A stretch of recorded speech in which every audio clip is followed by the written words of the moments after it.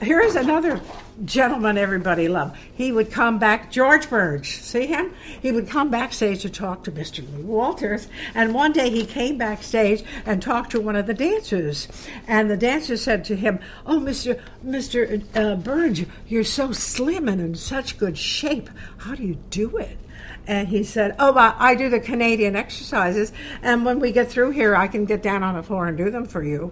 And she says, "Oh, I have a problem with food. I get up in the middle of the night, and I raid the refrigerator. What shall I do, George?" And he said, "Very simple, sell the refrigerator."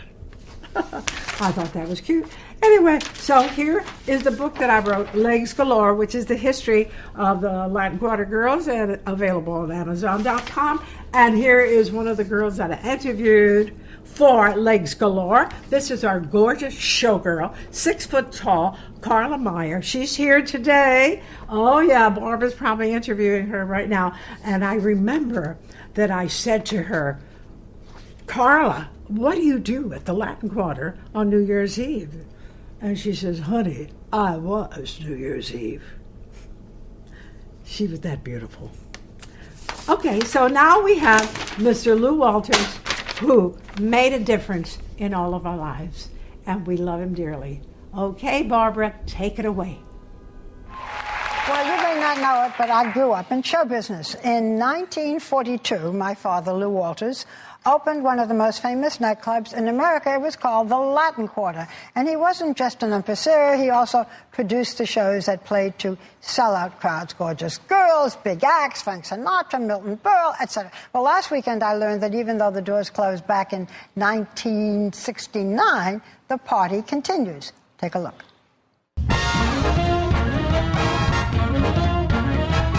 The Latin Quarter was as famous for the big-name performers who played there as it was for its gorgeous and talented showgirls and chorus girls. They still reunite every year to celebrate at the same address at 48th Street and Broadway, where the Latin Quarter once stood. This year, I joined the party, and we all had lunch together. Look how lovely you look. You're still so beautiful. No wonder my father chose you. You have very good taste. Beautiful, Toni. Thank you.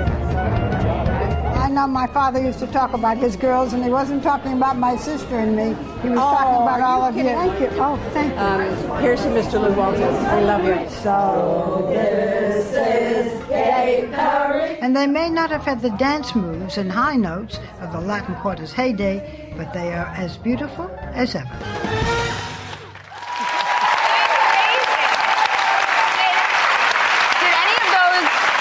Ladies, share with you any stories about your dad that you didn't know? A lot, and they loved him, and it was very sweet to see. But you know, when I was growing up, and my father had this nightclub, I wanted him to be like a dentist or a doctor, you know. So you were a little embarrassed, maybe? Yeah, you know, people said your father owns a saloon. It wasn't. It was a great nightclub. But aren't you glad now? Yeah, oh my God! My favorite word of the week.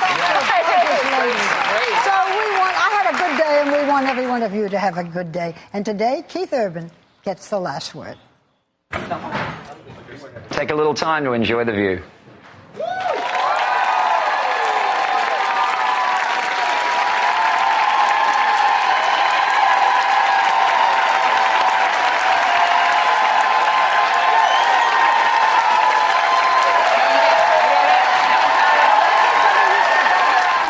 Jim, don't go away. I have something to show you. These are the pictures that we took at the party. And as you can see, Barbara and I were having champagne, and we're toasting all the girls and having a jolly good time.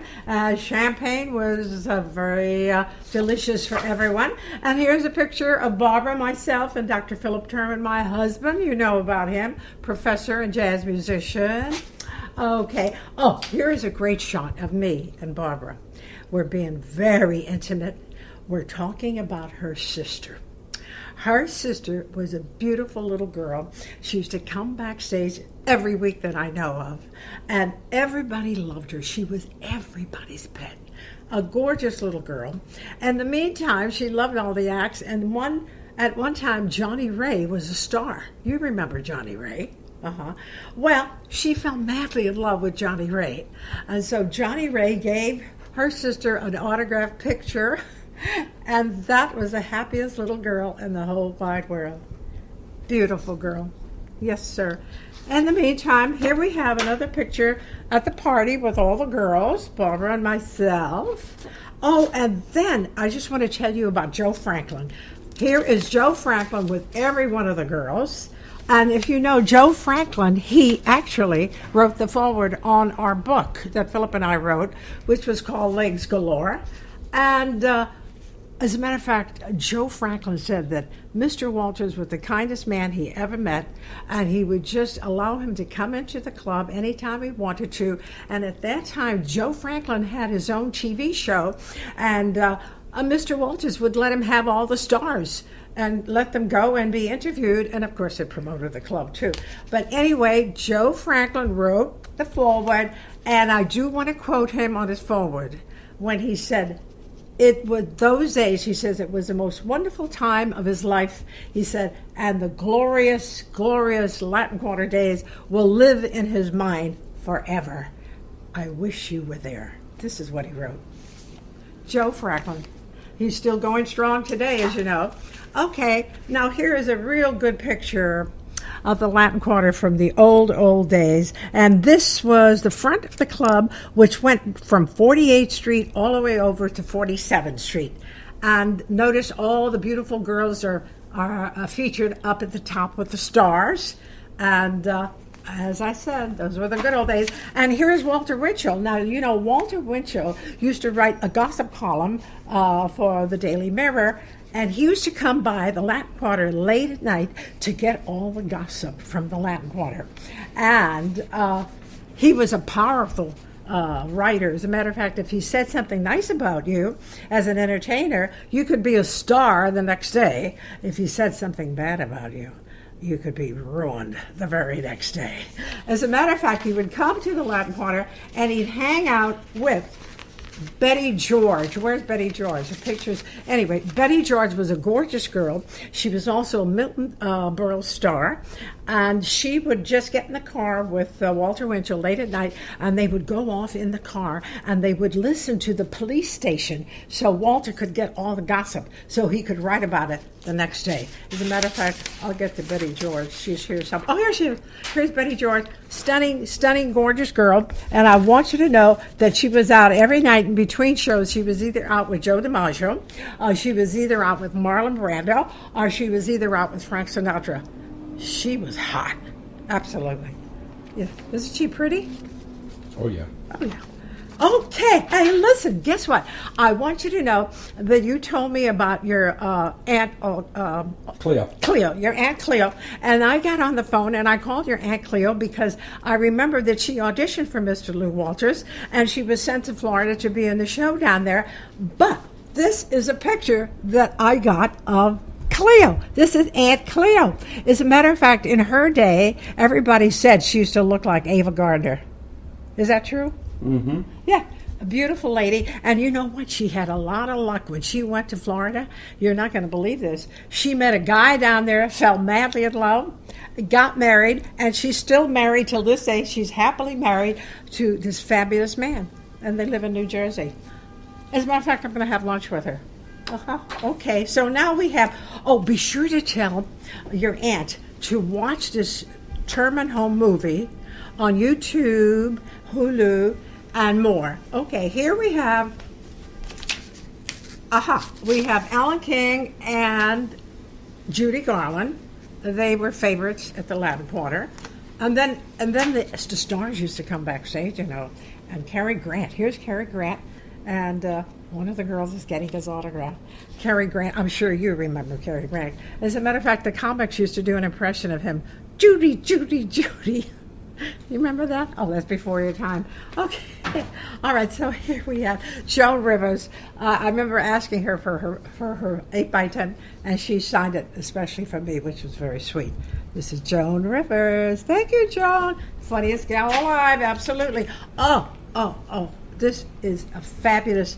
Billy Eckstein had the most fabulous voice, and he originally, in his day, he had his own orchestra, but he had a reputation in the industry that if a nightclub had a star that wasn't feeling well or couldn't sing or got laryngitis, the first person they would call was Billy Eckstein, because Billy Eckstein was always in perfect, excellent voice. A nice gentleman. I loved interviewing him for my book, Legs Galore. He was great. Here's Sammy Davis Jr. Everybody remembers Sammy Davis Jr. He was a bundle of energy, and he was a versatile genius, and his dancing and singing, and he did impressions. And I remember one day, he was at the house, and I remember saying to Sammy Davis, I said, Sammy, how do you do those impressions of all those wonderful singers? He said, well, I sit down with their record, and I listen to the record over and over and over again, and that's how I get it perfect. As a matter of fact, I love hearing that story. You know why? Because I thought it was a lot easier than that. But it's like that old joke: how do you get to Carnegie Hall? Practice, practice, practice. There he was, Sammy Davis, the genius. Okay, then over here in the corner, we have Sophie Tucker. I'm with her backstage, and there she is. And if you remember, the song that made her popular was "Some of These Days You're Gonna Love Me, Baby." Remember that song? It's before your time. Okay. All right, so now we have Jack Dempsey. I don't have to tell you who he was. You remember that, I'm sure. Oh, and then we have that one and only Mr. Lou Walters. Mr. Walters, we're here today once again because your wonderful excitement made it all very possible. And all I can think of, those were the days, my friend, we thought they'd never end. We'd sing and dance forever and a day.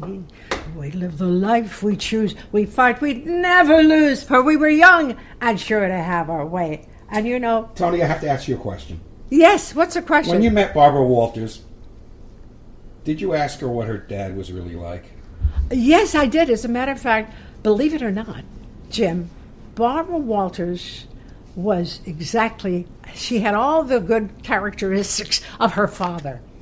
He was kind, he was generous, he was inspiring, he knew how to bring out the best in everyone.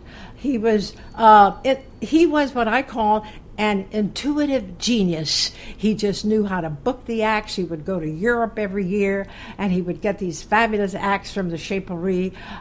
He'd bring them over to the Latin Quarter in New York. And interestingly enough, both Barbara and her dad were in show business, because I know Barbara. She is absolutely a living legend because of her journalism and the mere fact that she's kind and loving, and everybody loves Barbara Walters. And we know that she created even The View, which is the hottest show in show business. But getting back to Barbara Walters, the other day I was watching The View, and Dr. Oz said to her, Barbara, you are the kindest, you are the sweetest, you have the biggest loving heart of anybody I ever met. And you know, it was really her father's heart.